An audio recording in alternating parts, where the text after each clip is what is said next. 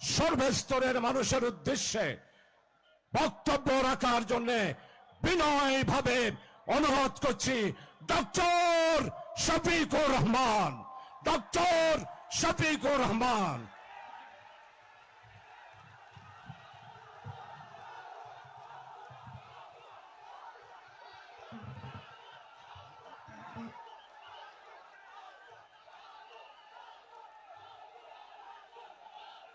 আসসালামু আলাইকুম রহমতুল্লাহ।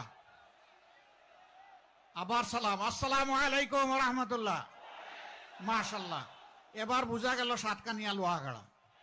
আলহামদুলিল্লাহ, আলহামদুলিল্লাহ রব্বিল আলামিন ওয়াসসালাতু ওয়াসসালামু আলা রাসূলিহিল কারীম ওয়া আলা আলিহি ওয়া সাহবিহি ওয়া আহলি বাইতি আজমাইন।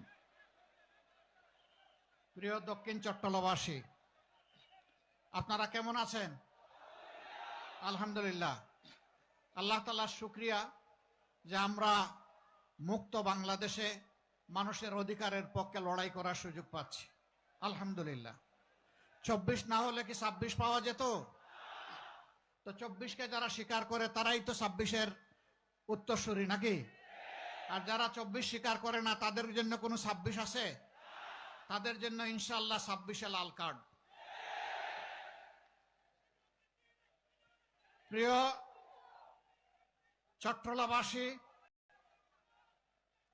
আমার আগে গুরুত্বপূর্ণ বক্তব্য রেখেছেন বর্তমানে বাংলাদেশের রাজনীতির এক চলন্ত ইতিহাস, মুক্তিযুদ্ধের এক জীবন্ত ইতিহাস, ন্যায়ের পক্ষে সোচ্চার এক আপোষহীন রাজনৈতিক নেতা, যিনি কোনো লোভে পড়ে কখনো কোনো অন্যায়ের সাথে আপোষ করেননি। তিনি বক্তব্য রেখেছেন। আমি তাকে সর্বান্তকরণে শ্রদ্ধা করি। আল্লাহ তাআলার কাছে দোয়া করি তাদের কল্পনার যে বাংলাদেশটার জন্য তারা যুদ্ধ করার আগে বলেছিলেন উই রিভল্ট, পাকিস্তান বাহিনীকে লাল চোখ দেখিয়ে যারা বলেছিলেন আমরা তোমাদের বিরুদ্ধে বিদ্রোহ করলাম, তিনি যেন তার জীবদ্দশায় তাদের আকাঙ্ক্ষার সেই বাংলাদেশটা জেকে যেতে পারেন। বাংলাদেশ আলহামদুলিল্লাহ আমরা বিশ্বাস করি 12 তারিখ পথ খুঁজে পাবে। বাংলাদেশের মানুষ ইনশাআল্লাহ সিদ্ধান্ত নিতে ভুল করবে না।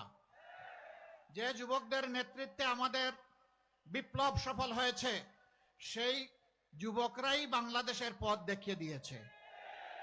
ডাকসু থেকে শুরু জকসুতে এসে আপাতত থেমেছে। সব জায়গায় একই চিত্র। আমরা চাই দালাল মুক্ত বাংলাদেশ। আমরা চাই চাঁদা